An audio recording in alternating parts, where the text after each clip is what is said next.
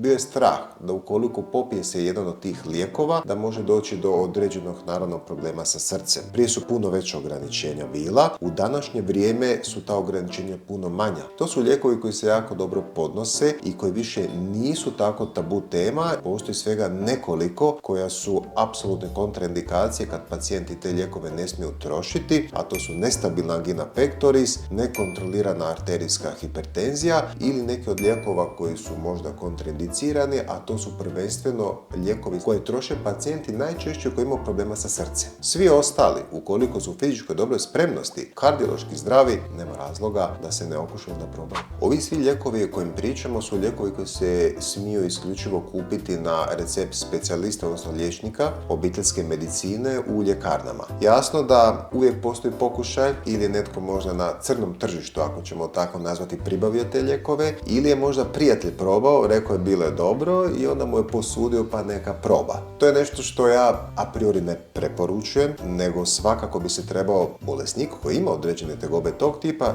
javiti prvo na pregled kod nas, da procijenimo da li možemo možda nešto drugo promijeniti, jer nije samo dati lijekove, najlakše uzeti lijek, ali promjena nekada životnog stila, kvaliteta života se može jako promijeniti, pušenje, pretjerano konzumiranje alkohola, možda hrana izmijeniti taj dio, pojačati fizičku aktivnost, ono prvo što mi svim pacijentima sugeriramo.